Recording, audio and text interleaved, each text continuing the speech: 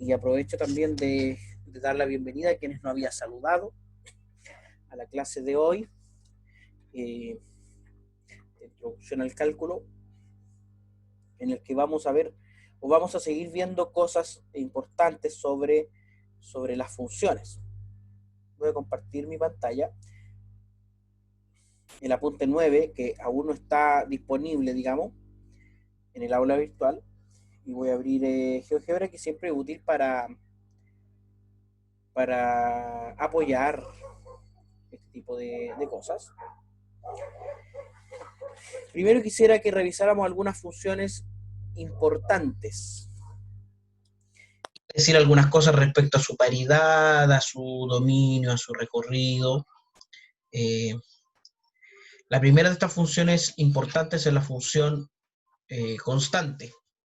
Podríamos decir que es una de las funciones más sencillas que pueden existir, ¿ya? Y no sé qué han estudiado ustedes, no he mirado con detenimiento los programas que tienen en el área de cálculo, pero las funciones, cuando hablamos de cualquier función, pierden cierto grado de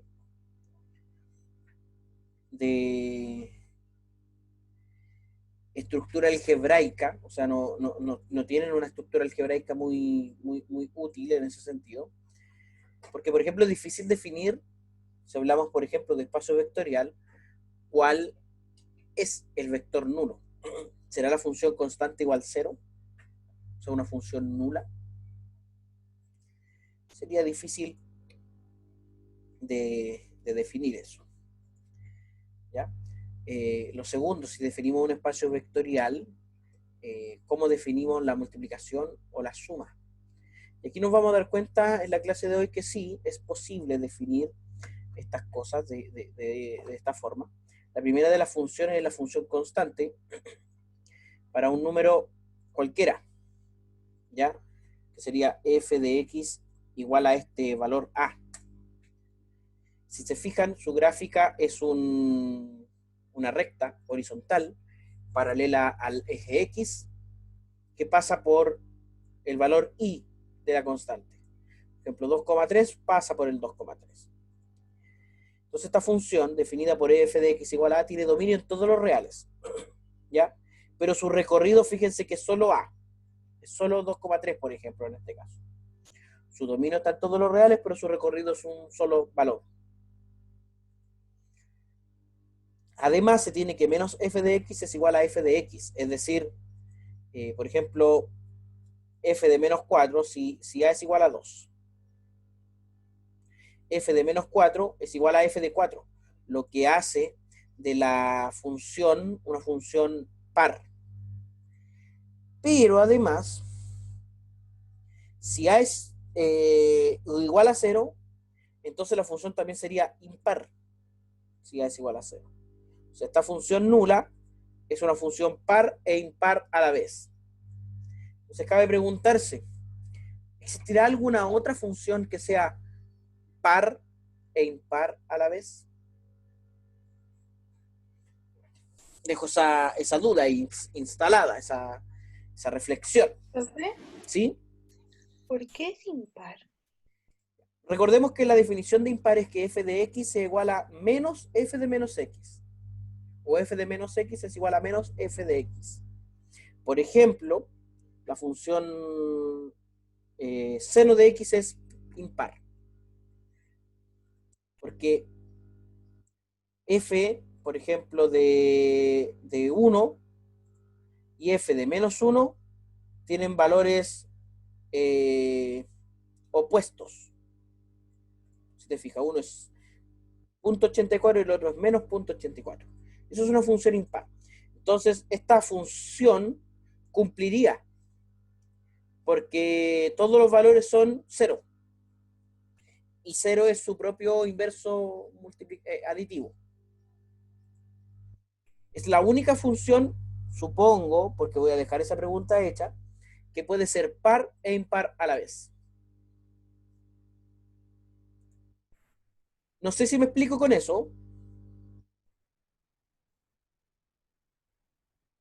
o si su pregunta queda respondida. Profe, yo no entendí. ¿Podría explicarlo de nuevo? Perfecto, ya. Esto es ideal para volver a explicar cuándo una función es par o impar. Una función es par, lo voy a escribir aquí, una función es par si ocurre lo siguiente. Si para todo x en el dominio de f, todo x en el dominio de f, hay alguien que me menciona en el chat. Profe, ¿cómo saber si es par? Ah, sin ver la gráfica. Ya, esta sería la definición, mira. Y esto sería sin ver la gráfica. Ya respondiendo a la pregunta también de Belén.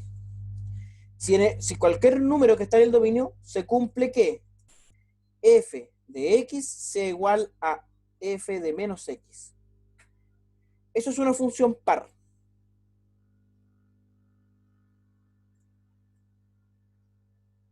Que por ejemplo, que f de 5 sea igual a f de menos 5.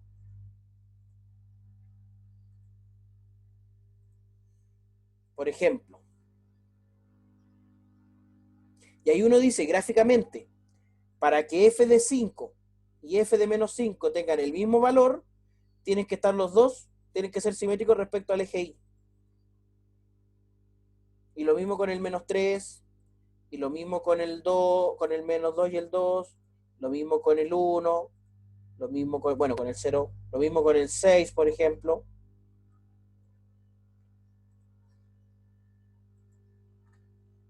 Si uno traza esta gráfica, digamos así, voy a hacerlo así. Por eso uno al mirar una gráfica, si la gráfica es simétrica respecto al eje y, la función es par. Pero si no quiero mirar la gráfica o si no tengo la posibilidad de mirar la gráfica, tengo que fijarme en esta propiedad matemática. Ahora, una función es impar si para todo x en el dominio de f se cumple que f de x o f de menos x es igual a menos f de x.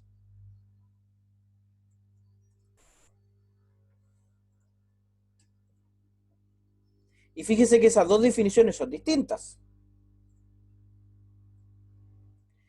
O sea, en términos de función tendría que ser que f de menos 5 sea igual a menos f de 5.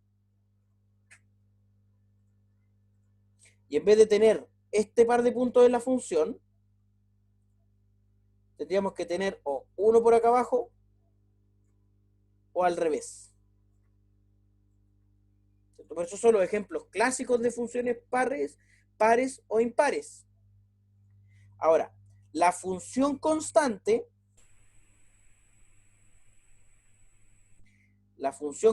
con una constante distinta de 0 es par. Porque acá se cumple que f de menos 5 es igual a f de 5. ¿Correcto? Un segundito.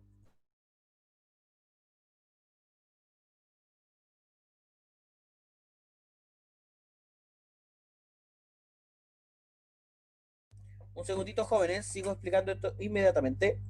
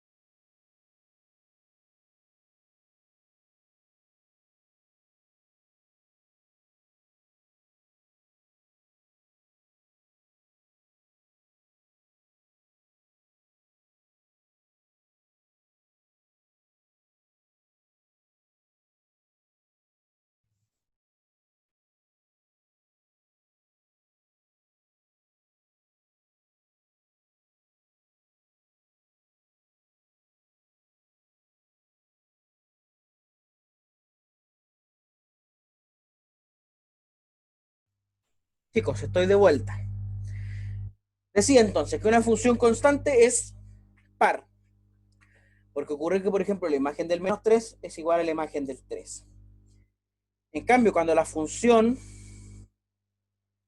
es 0, cuando a igual a 0, tenemos que f de menos 3 es igual a f de 3. Pero también ocurre en este caso que f, por ejemplo, de menos 3 es igual a menos f de menos 3, porque ambos son iguales a 0.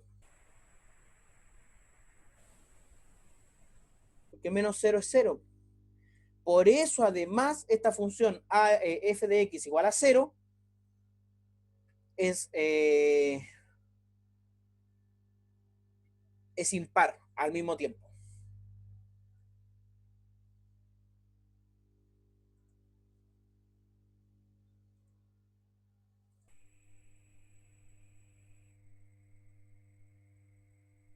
¿De acuerdo? No sé si termino como de explicar mi punto.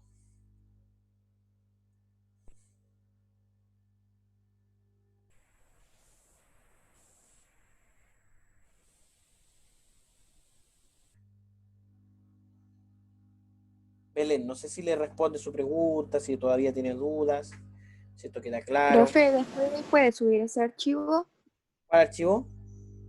ese GeoGebra. Ok, ok, déjame anotarlo aquí para que no se me olvide. Espérame. Ya, espérame, que tengo que borrar. Tengo un pizarrón acá donde anoto mis cosas. Y antes de anotar esto, voy a... eh,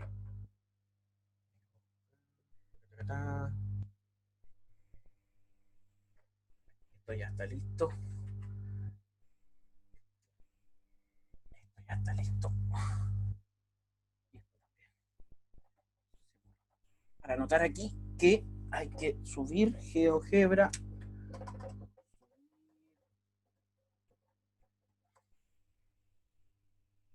de introducción. Que si no después se me olvidan las cosas. Ya, después lo voy a subir, ¿ya? Exactamente este mismo archivo. ¿Ya? Entonces, la función constante es par e impar a la vez si a es igual a 0. ¿Ya? Voy a guardar este archivo, porque después lo voy a modificar igual. Guardar como función constante. Intro. Acordarme después de subirlo. Perfecto. Entonces ahora puedo abrir un archivo nuevo. ¿Sí? Vamos a guardar los cambios realizados. Y continuamos con el resto, digamos, de lo que estábamos revisando. Porque la otra función importante es la función potencia natural. Voy a destacar esto constante. La función potencia natural. ¿Y a qué me refiero con la función potencia natural? Es esta que está definida mediante la ecuación f de x igual a x elevado a n, donde n es un número natural. Tiene dominio en todos los reales. ¿Ya? Así que para ejemplificar, vamos a poner un deslizador, pero este deslizador va a ser entero. Entre menos 10 y 10. Y que vamos a poner la función f de x igual a x elevado a n. Entonces, primero, tiene dominio en todos los reales, pero no necesariamente su recorrido son todos los reales. Si n es igual a 1, el gráfico es la recta bisectriz del primer y el tercer cuadrante, es decir, f de x igual a x, a esta recta. Si n es igual a 2, el gráfico ya es una parábola. Y esto está en los naturales, así que no puedo definirlo menor que 0. Así que de 0 a 10 vamos a poner solamente. ¿Ya? Entonces es una parábola y ya sus dominios serían todos los reales, pero su recorrido serían los reales positivos y el cero. ¿Esta función qué tipo de función es? ¿Par o impar?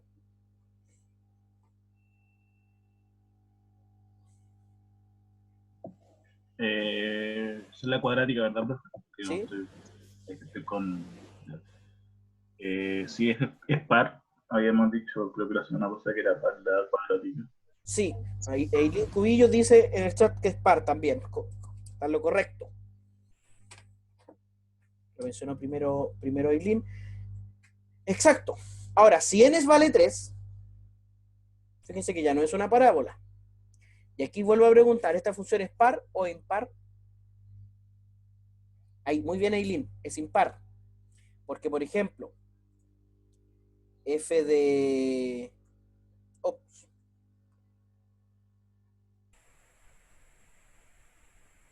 Oye, ¿por qué? F de menos 2, que es menos 8, es igual a f, es lo opuesto de f de 2, que es 8. Se lo sabe todo de memoria. Ah, perfecto, sí.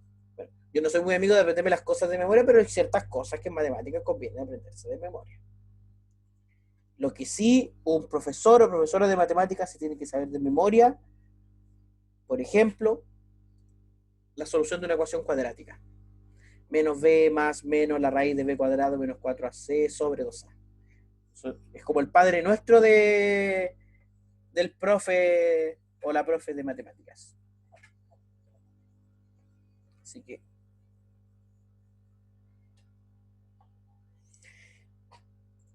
entonces, puesto que f de x, o sea, ese será mi primer tatuaje, la fórmula ahí de la ecuación cuadrática. Bueno, si me tatuara algo en la vida sería algo así. Nunca lo haría porque en realidad soy muy cobarde para los tatuajes. Me dan cosas las agujas. Bueno, le decía, mira, como f de menos x en el fondo es menos x elevado a n, y eso se puede escribir como menos 1 elevado a n por x elevado a n, es decir, menos 1 elevado a n por f de x, podemos decir que si n es par, la función es par. Y si n es impar, la función es impar. Fíjense, para valores pares, la función es par. Para valores impares, la función es impar.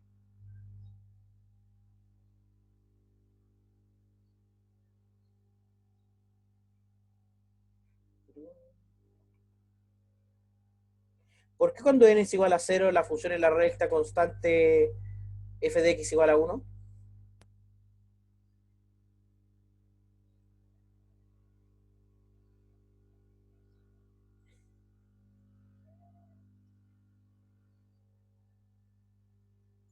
¿Alguien me puede decir eso?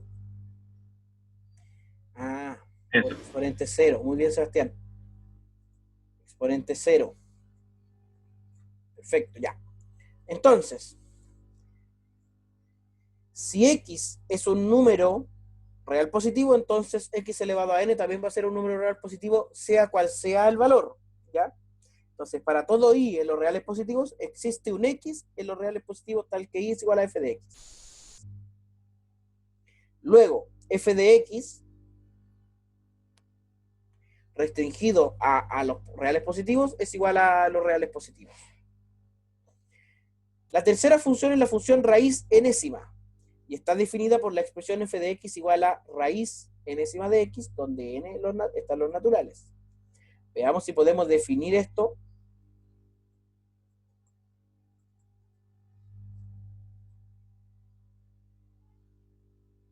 Ahí sí. Y mira qué extraño la función cuando está en 0, es este segmento que está aquí, entre 0 y 1. Cuando está en 1, es decir, la raíz de unésima, por así decirlo. Pero ahí tenemos raíz cuadrada, raíz cúbica, raíz cuarta, raíz quinta, raíz sexta, raíz séptima. Y aquí yo hago la primera pregunta. ¿Por qué para las raíces pares no aparece la otra parte de la función? que sí aparece aquí.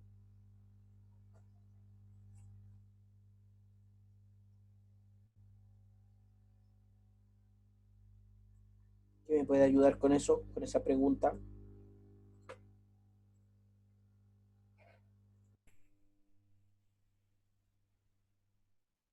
Cuando n es par, desaparece. Creo que iba por el hecho de que la raíz, a ver si creo que era la raíz cúbica, que podría ser un número negativo el que te diera, o sea, la raíz cúbica sí puede tener un negativo dentro de ella, O sea, las raíces impares sí pueden pueden tener tener negativo, un argumento o una cantidad subradical negativa.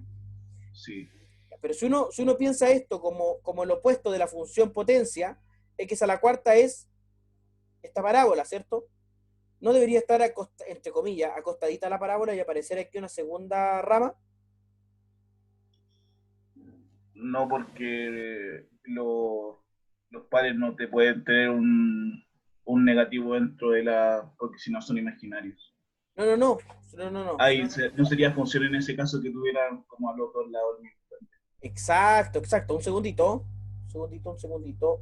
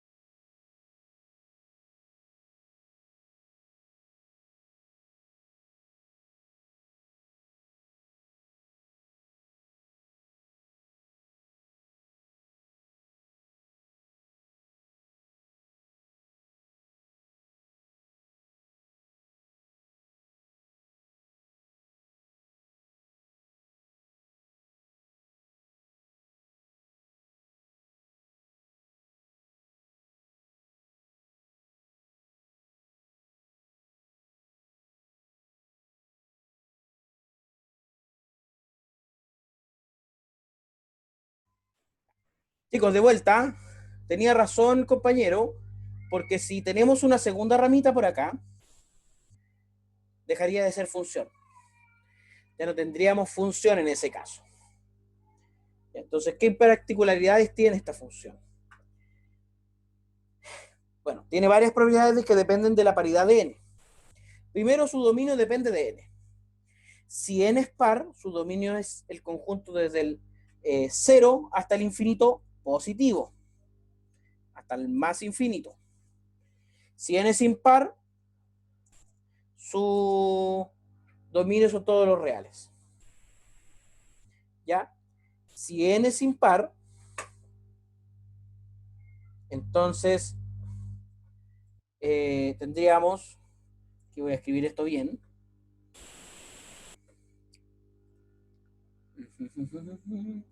si n es impar, tendríamos la raíz enésima de menos x, que en el fondo es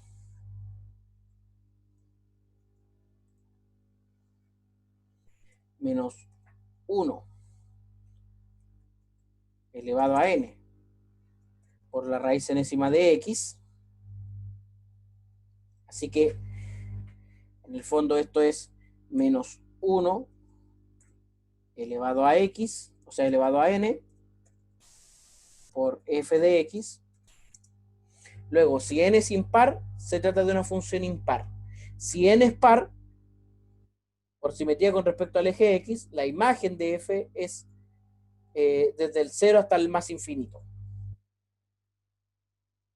Si n es impar, por simetría respecto al origen, serían todos los reales, la imagen.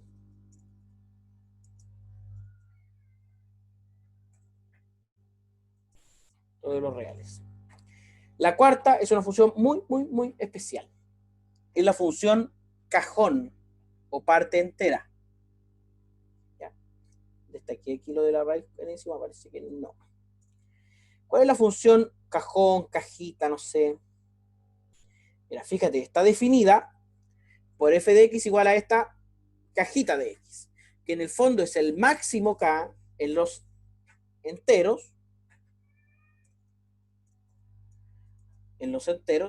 tal que k es menor o igual que x.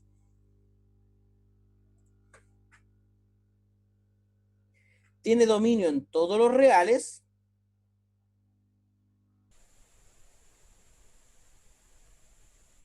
Y la imagen serían todos los enteros. ¿A qué nos referimos? Por ejemplo, mira, esto, recuerden, el máximo k antes que x, el máximo k entero antes que x. Entonces, si estamos hablando, por ejemplo, de la imagen de este número, de 3,52, ¿cuál sería su parte entera o el máximo k entero menor que 3,52? ¿Cuál sería? ¿Me repite la pregunta, profe? Que se me cortó. Vamos a tratar de obtener una gráfica de esta función. O de definir, de deducir. Para saberlo, por ejemplo, la imagen de 3,52 es el máximo entero antes de 3,52. ¿Cuál sería el máximo entero antes de 3,52? El 3. El 3. Exacto, Belén. Muy bien, compañero. Entonces, acá tendríamos este puntito en la imagen. Y para todos los que están entre 3 y 4, sería el 3. Para todos tendríamos esto, el 3. En el fondo, entre 3 y 4, esa sería la gráfica. Entre 4 y 5, por ejemplo, si el número es 4,8, sería su imagen.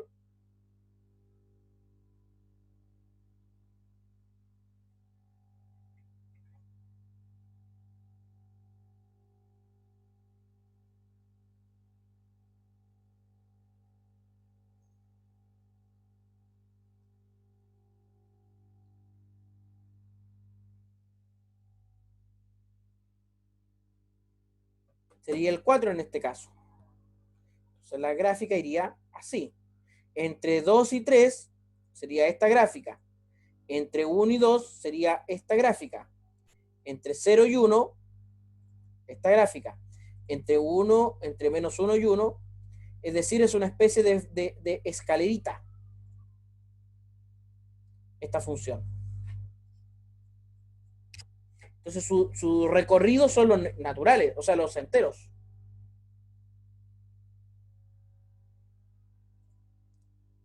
¿Ya?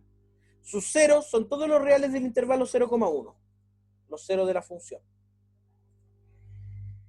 Es una función creciente, pero no de forma estricta. Número 5, la función opuesta. O sea, f. Profe, una pregunta con la anterior. ¿Sí? Una pregunta volviendo a la anterior. ¿Con cuál me quedo si, por ejemplo, me dan el 3?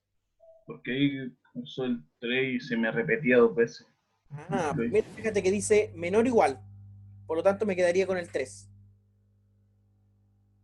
¿Con el 3 de arriba o el 3 de abajo? El 3 de arriba. O sea, la imagen del 3 es el 3. La imagen del 2,99 sería el 2. Ya. Así es. O sea, en el fondo, este punto no está en la gráfica. Este es el que está en la gráfica. Este tampoco está en la gráfica ahí. Este tampoco está ahí. Este tampoco está aquí, etcétera.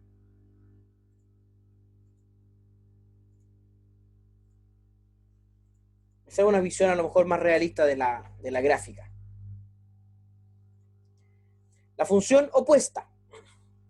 Si tenemos una función desde un intervalo de los reales hacia los reales, vamos a llamar opuesta de la función a la función menos f definida por. La función menos f va a ser una función que va desde los reales, desde este mismo subconjunto hacia los reales, pero tiene la particularidad que menos f de x es igual a menos f de x. O sea, para definir la función opuesta necesito de una función. Por ejemplo, de esta función. A ver, f de x igual a menos x al cuadrado más x menos 1.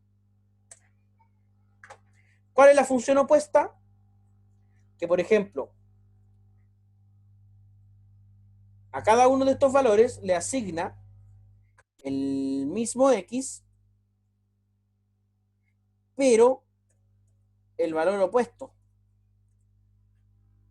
O sea, esta otra función pasaría por acá. Si vemos su gráfica,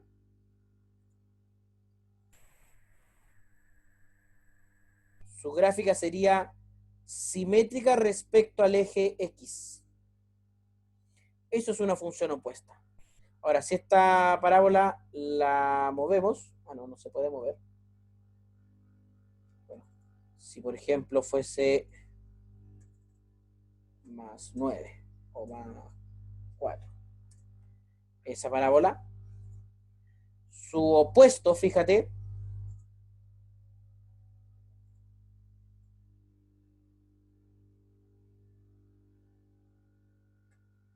y estas dos funciones solo coincidirían en sus respectivos ceros.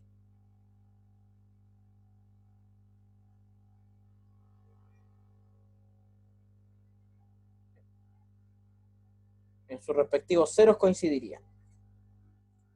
¿Ya? ¿Qué gracia tiene? Que es simétrica con respecto al eje x respecto de la función, o es simétrica la función de f respecto al eje x. Luego tenemos el módulo de una función. La gráfica es muy interesante. Si tenemos una función cualquiera, llamamos módulo de la función de f a la función valor absoluto de f. Es decir, primero calculamos el valor de f y luego obtenemos el valor absoluto, o sea, el valor absoluto de f de x. O sea, f de x si f de x es mayor que 0 o menos f de x si f de x es menor que 0. Entonces, veamos cómo definir esto a partir de la función. Tendría que ser el valor absoluto. Y fíjense entonces, cuando la función es positiva, coincide. Cuando la función es negativa, es el opuesto.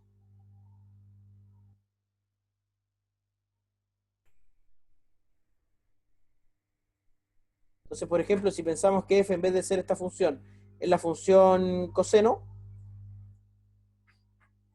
de x, la gráfica de su función opuesta es bien particular. Porque es como una especie de saltitos. ¡Tin! Pero no es al que quiero ver su rastro, es al B. Una especie de saltito, mira.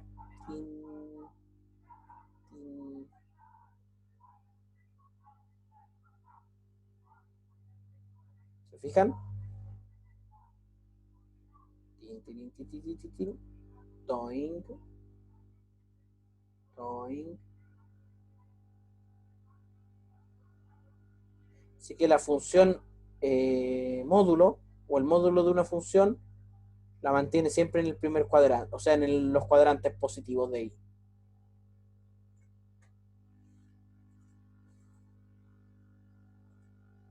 ¿Ya? El gráfico de la función módulo de f puede obtenerse fácilmente si se conoce el gráfico de f. F por la función. Ya que debe copiarse simétricamente respecto al eje X los puntos del gráfico de f que quedan bajo al eje X y dejar intactos aquellos puntos que estén sobre el eje X. Es decir, al tomar módulo de una función, su gráfico se refleja en el eje X hacia el primero o segundo cuadrante. Con respecto a y lo último es una restricción de una función.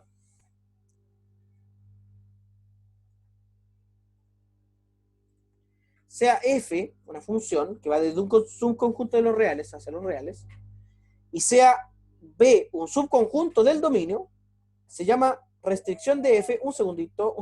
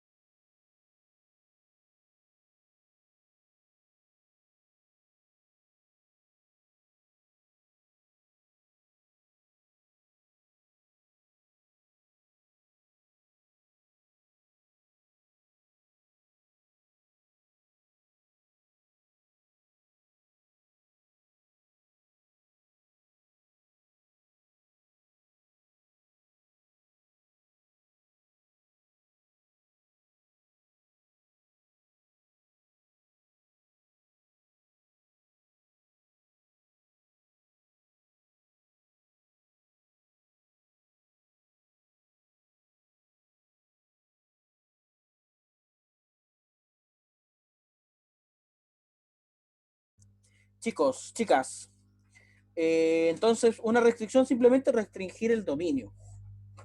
O sea, por ejemplo, ahora ya no necesitamos este puntito B, lo podemos borrar. Y si me restringo esta función, por ejemplo, puedo restringirla. De hecho, aquí GeoGebra te da esta opción de restringir una función, un valor inicial y un valor final. La función, por ejemplo, f, y el valor inicial puede ser, por ejemplo, entre -2 y 5. Y eso ya es una restricción de la función f. ¿Ya? Eso es una restricción básicamente. Restringen el dominio de la función. Nos vamos a tomar un descanso, un recreo, yo creo que unos 20 o 25 minutos para comenzar a eso de las 10 con 15 o 10 con 20. La segunda parte en donde vamos a ver álgebra de funciones y otras funciones que son importantes en el otro bloque. ¿De acuerdo? Si no, tal vez. Sí. Perfecto. Entonces,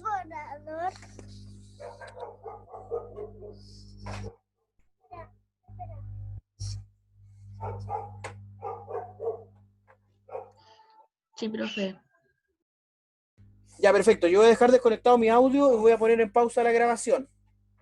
Así que después, si se quieren desconectar y después conectar, ningún problema. Así que nos vemos más ratito. Descansen, aprovechen de despejarse, de ir al baño, tomarse un té o algo.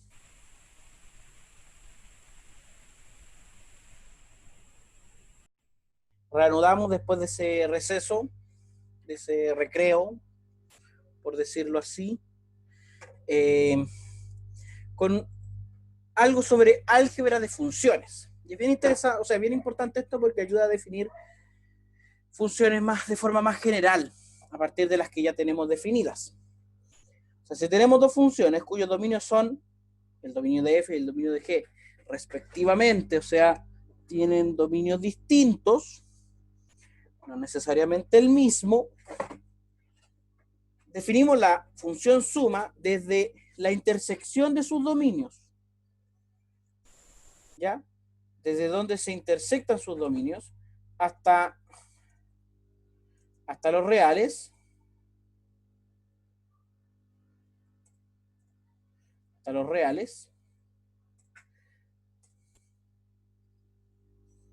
tal que para todo x en el dominio, en esta intersección de los dominios, la función suma en el fondo es la suma de las respectivas imágenes. Ya es una cuestión muy intuitiva. ¿Ya? Y lo mismo la función diferencia, que en el fondo es f más menos g.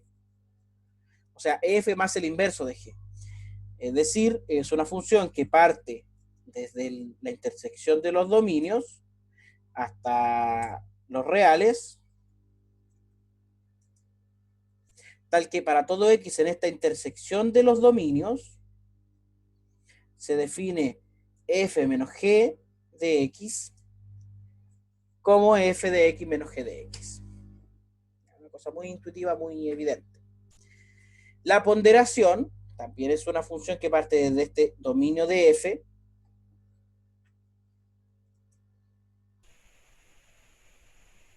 de este dominio, hacia los reales. Así que la ponderación no altera el dominio de la función. Para todo x en este dominio, lambda f de x en el fondo es lambda por f de x, o sea, amplificamos o disminuimos.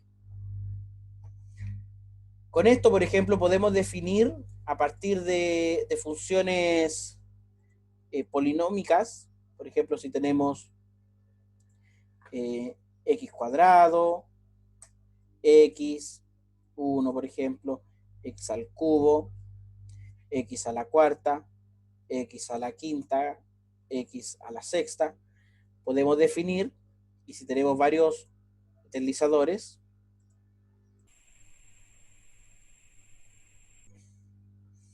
tenemos, por ejemplo, BF más CG más DH más PI, estos multiplicados, más Q E más R por J, por ejemplo. Tenemos esta función que surge de todas las anteriores, que en el fondo es una mezcla entre ponderación y suma y resta, dependiendo de los valores que tienen los distintos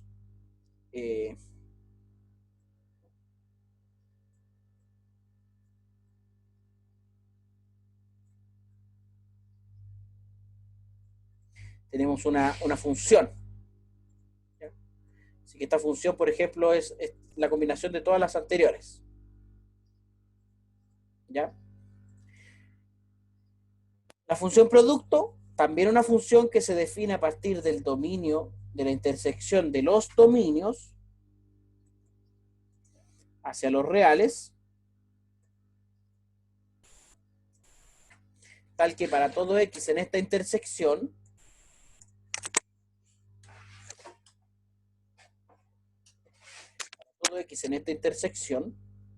se define evidentemente el producto como f de x por g de x. Y el cociente, que es esta función que va desde a, y después veremos qué significa este a, tal que para todo x en a, f sobre g de x es f de x sobre g de x, donde a es la intersección de los dominios menos los elementos del dominio de G donde G de X sea 0. O sea, menos los ceros de la función G. Es decir, retiramos del dominio los ceros de G.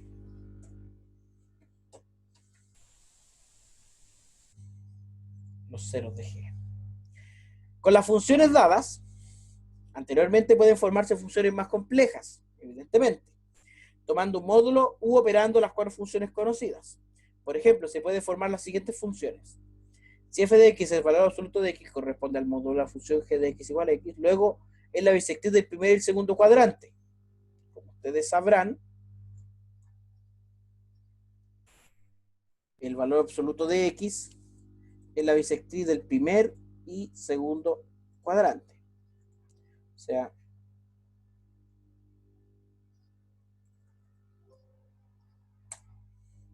el primer y segundo cuadrante, la bisectriz. Ahora, x menos a, y aquí vamos a poner un deslizador que sea a, el que vamos a decir el absoluto de x menos a, lo que hace es mover la gráfica o a la derecha o a la izquierda. A la derecha o a la izquierda.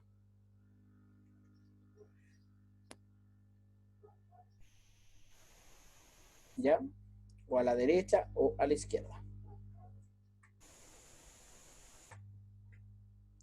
Con esto se puede resolver de forma más sencilla sin ecuaciones como x menos 2 en valor absoluto más x más 2 menor o igual que 5. O sea, si yo quiero esa expresión, mira. Vamos a sacar el a. Valor absoluto de x menos 2 más el valor absoluto de x más 2, esa expresión, menor o igual que 5. Y veo, ¿cuándo esta expresión es menor o igual que 5? O sea, veo la recta y igual 5. Y ahí tengo la solución de esta inecuación. O sea, si tengo función, para eso, mira, no es tan difícil. Vemos la intersección entre este objeto y este objeto que me da esos dos valores. Los va a marcar este A y este B. Entonces vemos función. La función va a ser f, el valor inicial va a ser el x de A y el valor final va a ser el x de B. Con eso ya tenemos clarito cuál es el intervalo de solución.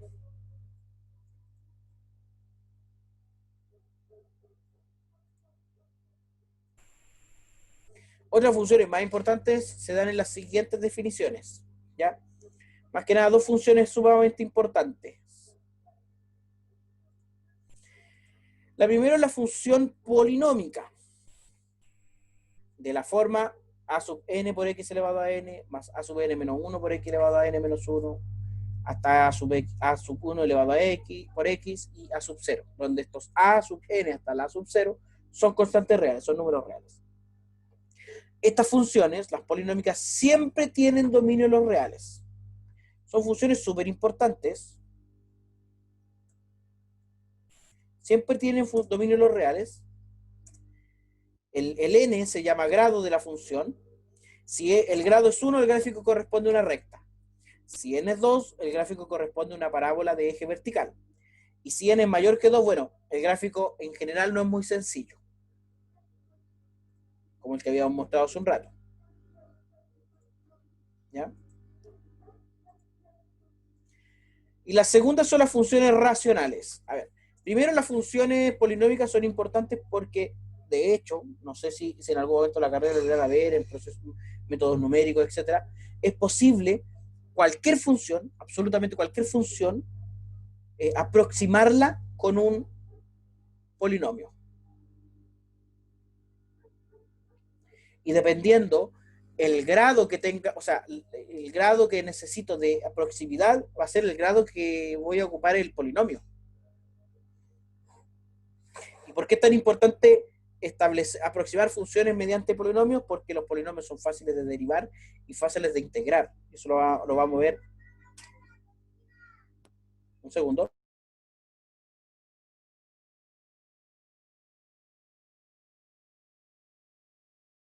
Un segundito, chicos. Disculpen la interrupción.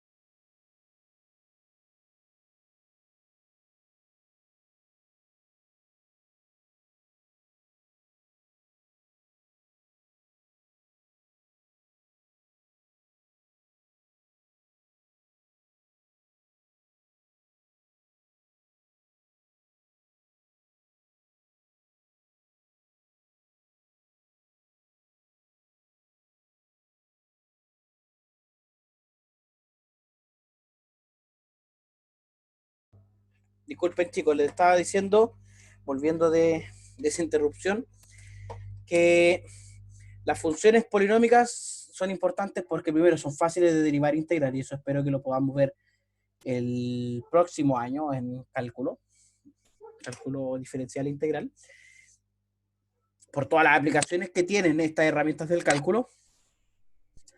Y son fáciles de trabajar en ese sentido. Entonces, poder aproximar cualquier otra función a partir de una función polinómica, pucha, es fantástico, fantástico. Y la otra son las funciones racionales, que en el fondo son la división de dos polinomios, donde P y Q son polinomios. ¿Ya? Así que en el fondo una función racional es la función cociente entre dos polinomios. Y obviamente este dominio de estas funciones es R, ¿ya? Todos los reales, salvo los puntos donde la función Q de X, se anula, o sea, los ceros de la función Q de X. ¿Ya? Entonces, hemos echado un vistazo, hemos visto las principales funciones, las funciones más importantes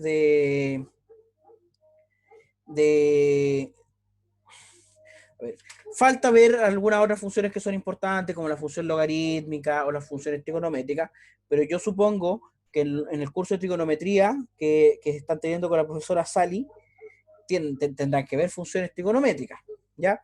Voy a ponerme en contacto con la profe para ver qué tanto han visto de funciones polinómicas, o sea, de funciones trigonométricas, para echar un vistazo a lo que falte. Pero nosotros ya estamos en condiciones de la próxima semana comenzar a definir el límite y la continuidad, que son los puntos finales de nuestro estudio. Ya sabemos lo que es el dominio, el recorrido de una función, nos falta ver definiciones con respecto a la función inyectiva, biyectiva, etcétera.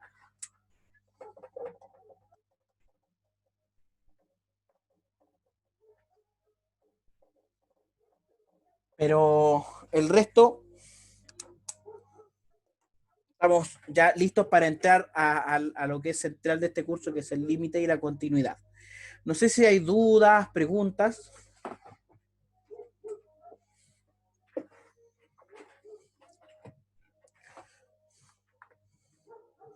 Para que la próxima semana entremos de lleno en los límites, vamos a terminar esta clase con estas definiciones sobre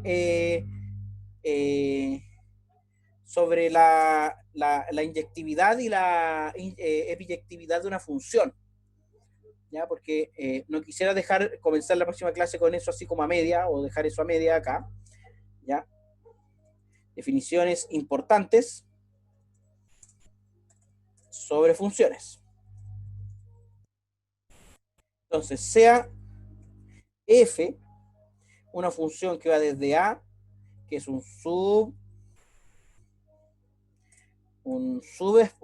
subconjunto, o igual, digamos, de los reales, y que va hasta los reales,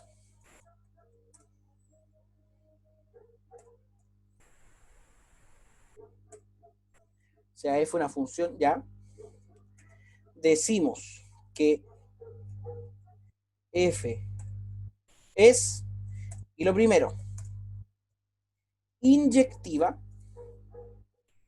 o 1 a 1, si para cada elemento en A existe una única,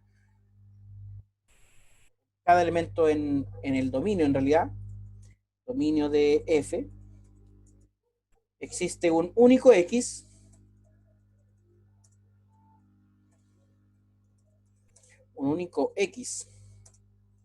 en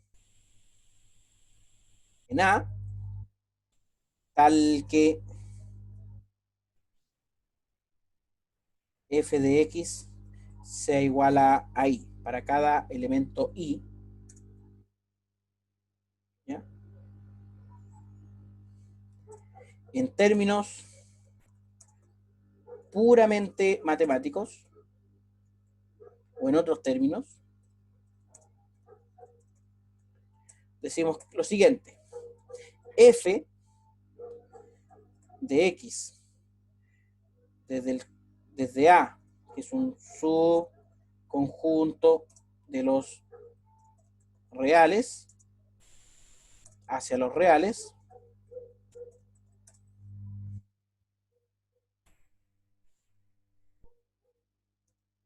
es inyectiva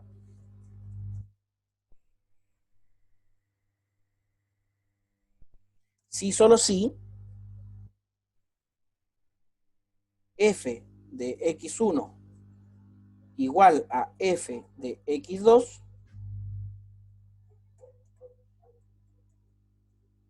implica que x1 es igual a x2. O sea, suponer que dos elementos tienen igual imagen implica que en el fondo son el mismo elemento. ¿Ya? Y ahí uno entiende por qué se le llama 1 a 1. Se le llama 1 a 1 porque cada elemento del dominio está relacionado con solo un elemento del recorrido y viceversa. Cada elemento del recorrido está relacionado con un elemento del dominio, o sea, están uno a uno. El otro tipo de función es la función epiyectiva o función sobre.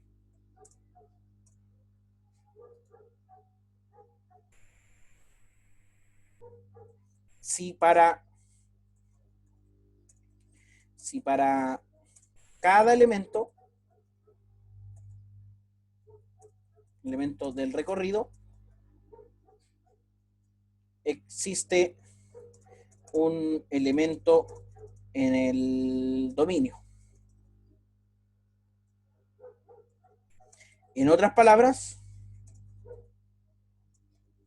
si la imagen de F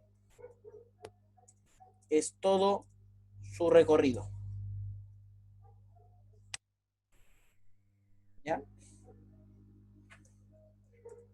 Es decir, F de X va a ser biyectiva en este caso,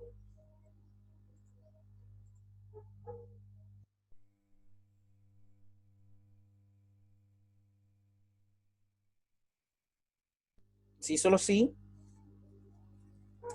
para todo I en los reales, o mejor dicho, en el dominio en el recorrido de F, existe un X en el dominio, de F, tal que F de X es igual a Y.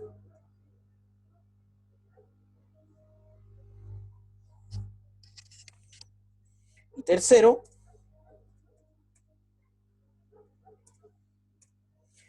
la función biyectiva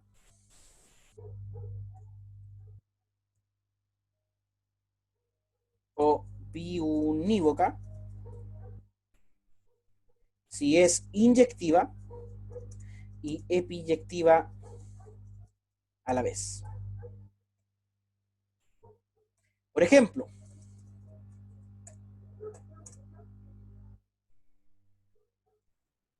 ejemplos.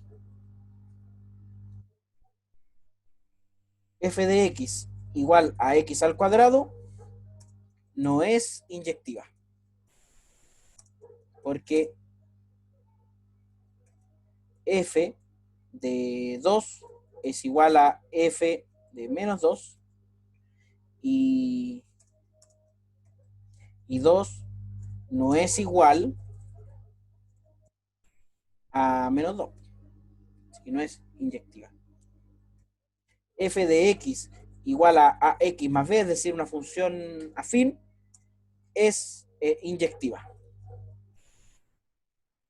y epiyectiva.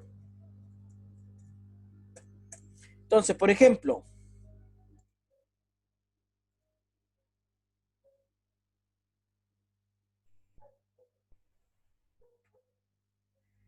la función f de x igual coseno. ¿Qué tipo de función es? ¿Es inyectiva?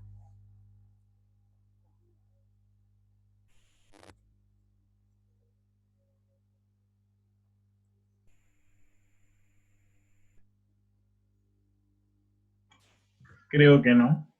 No, porque... Diría que Ya, ¿por qué, no, ¿por qué diría que no?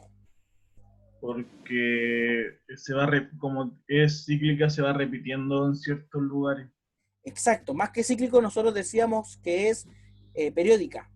Eso, periódica. Se repite en ciertos puntos, entonces por eso hay varias imágenes para un mismo. Tampoco es epiyectiva. ¿Por qué? Juan Gómez dice no tiene solo un X, claro. Y tampoco es epiyectiva porque es...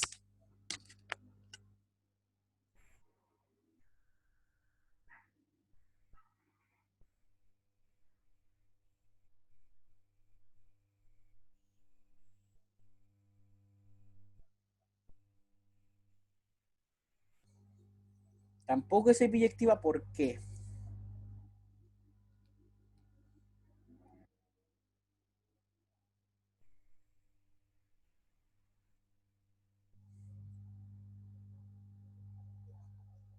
qué no será? No es biyectiva porque es acotada.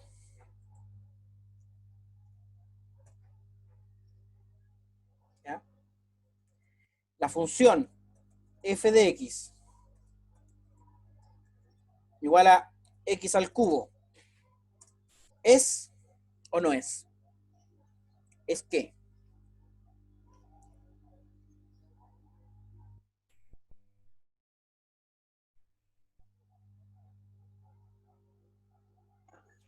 Diría que es inyectiva. ¿Ya? Sí, porque el cubo de un número es único. O sea, si x al cubo es 8, no puede ser menos 2. Tiene que ser 2 necesariamente. Entonces es inyectiva. ¿Y será epiyectiva?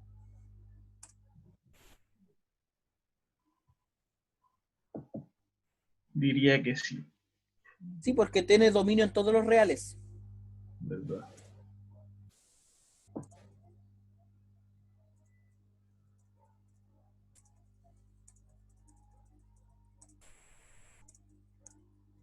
Todos los reales. Luego es biyectiva. Y las funciones biyectivas son sumamente importantes, porque si yo puedo poner dos conjuntos en relación biunívoca, es decir, si existe una función biyectiva entre dos conjuntos, entonces esos dos conjuntos tienen la misma cantidad de elementos.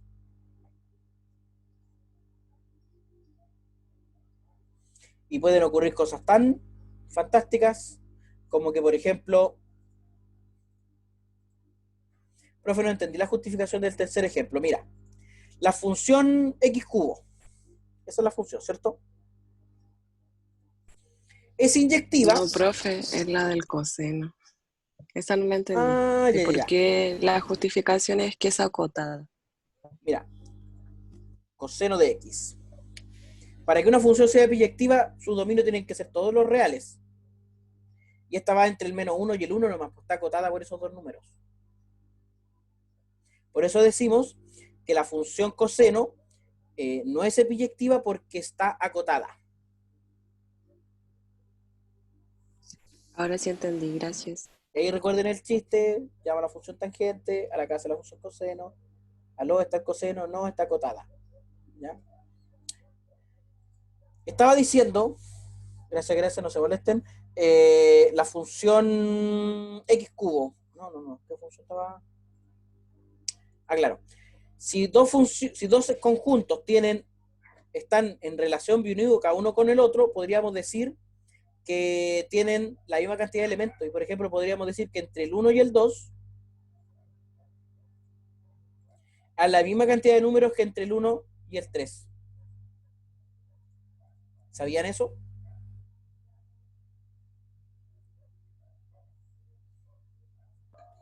¿Me lo repite, profe? Por ejemplo, si yo quiero contar la cantidad de estudiantes que hay conectados hoy día, lo que voy a hacer es hacer una función biyectiva entre el conjunto de números naturales del 1 al 19 y el conjunto de personas. Y digo, ya, a Gabriel le voy a dar el 1, a Belén el 2, a Camila el 3, a Constanza el 4, a Aileen el 5, a Estefano el 6, a Francisca el 7, a Jeremy Contreras el 8, Héctor el 9, etcétera, ¿cierto? Lo que hago es hacer una función biyectiva, es decir, 1 a 1 y sobre entre el conjunto que va desde el 1 al 19 y el conjunto de personas que estamos conectados ahora. Por eso uno puede decir que esos dos conjuntos tienen la misma cantidad de elementos. Eso es contar. Poner en biyección un subconjunto de los naturales con un conjunto de cosas. ¿De acuerdo? Entonces, si yo, por ejemplo, puedo hacer pares entre las sillas de una sala y las personas que van a sentarse, puedo decir, hay la misma cantidad de sillas que personas, sin necesidad de contarlo, simplemente viendo que cada uno tenga una sola silla y que cada silla tenga una sola persona. ¿Cierto?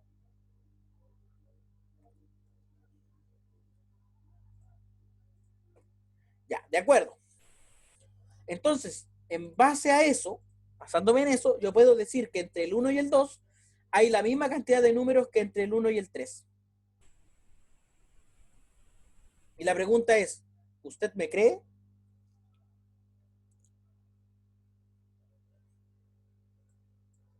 ¿Usted me cree semejante disparate? Le creería por cómo se pone como en la gráfica. Y mira, ¿sabes por qué? Voy a hacer lo siguiente, voy a hacer dos rectas. Esta que va desde aquí a acá. Ops. Esta que va desde aquí a acá y esta que va desde aquí a acá. Esas dos rectas se intersectan en este puntito, ¿cierto? Y lo que voy a hacer es, a cada punto que está en este intervalo, para saber qué número le voy a asignar en el otro, simplemente voy a lanzar esta recta de aquí a acá y le voy a asignar este puntito que queda por acá. Entonces me pregunto, ¿todos los elementos de aquí tienen una imagen en el otro lado?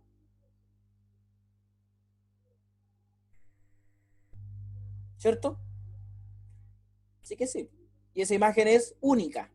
Todos los elementos de acá tienen una única imagen en el otro intervalo, del 1 al 3, entre el 1 y el 2. En el fondo lo que estoy haciendo es esto.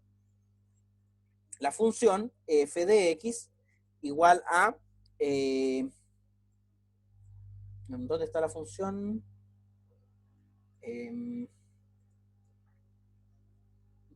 Lo divido por 2 y le sumo 1. X medios más 1. Y así en el 1 sería... En el 1 sería 1 dividido 1 es 1, más 1 es 2. No me sirve. 2x menos 1, menos 2x más 1.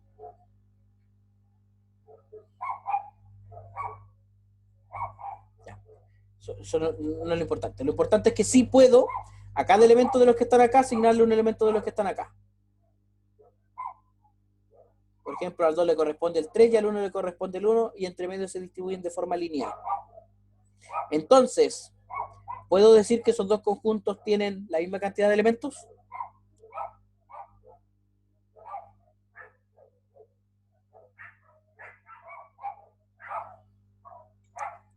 Sí, podría. Podríamos, de hecho, es cierto. Ahora, tienen infinitos elementos, pero lo que podemos decir es que esos dos infinitos son el mismo.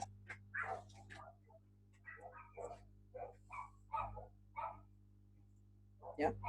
Pero mucha locura por hoy. Eso con respecto a las funciones. Y el último tipo de función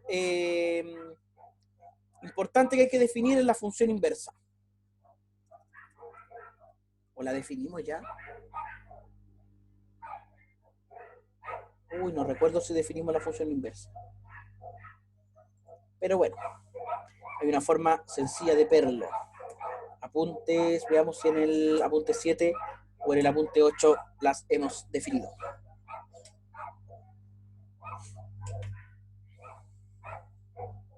Funciones pares e impares. Y después las funciones periódicas. No. En el 8, monótonas y crecientes y decrecientes. No. Y en el 6,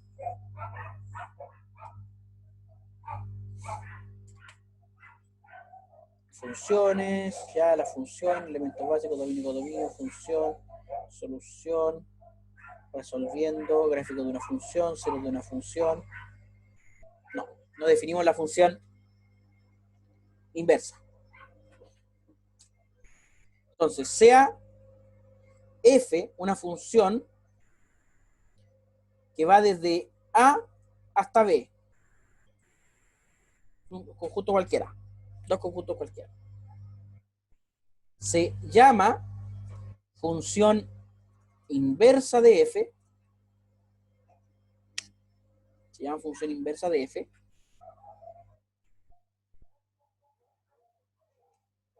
Y se utiliza la notación f a la menos 1 a la función tal que, ¿qué función será? F a la menos 1 va desde B hasta A. Y si X está en A,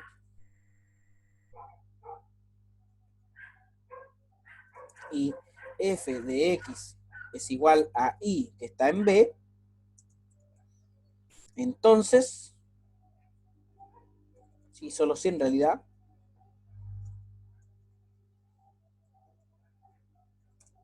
y solo si, f a la menos 1 de Y es igual a X.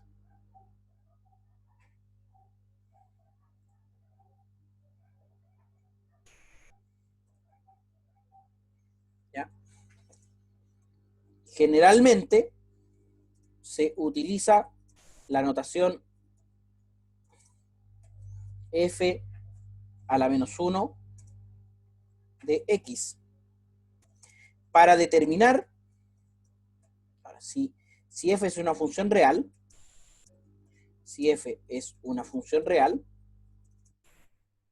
para determinar su inversa,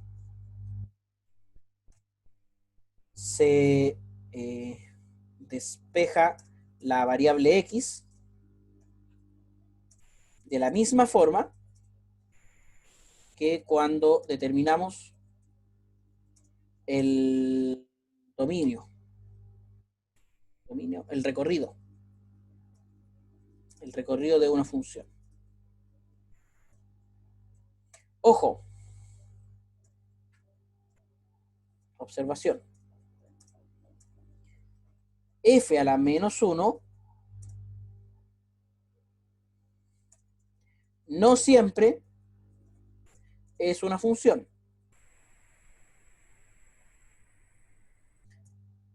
Termino esta clase entonces con esta pregunta. ¿Qué condiciones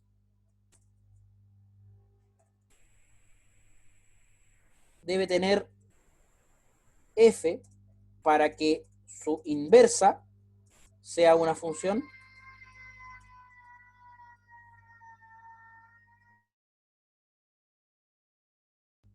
Para que su inversa sea una función. Tiene que ser inyectivo y epiyectivo. Pregunto. Sí, está en lo correcto. Piénsenlo, chicos. Les dejo este apunte en el aula virtual ahora y nosotros ya nos veríamos la próxima semana. No sé si hay dudas, preguntas. Profe, ¿cuándo es la prueba? Echemos un vistazo al calendario que teníamos nosotros aquí en el que está en el aula virtual. Ojo, ojo, ojo, ojo. El 24 recuerda Belén.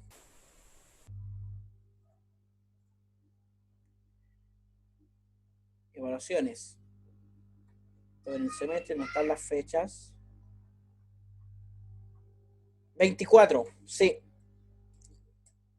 ¿Ya? Estamos una semana más o menos, no, como 2 semanas atrasados, así que ya la próxima semana vamos a trabajar los límites, ojalá en esa clase ver todo el tema de límites, después ejercitarlo la semana que sigue y terminar definiendo la continuidad, esos teoremas relacionados. ¿Ya? La evaluación integrativa el 1 y la recuperativa el 15.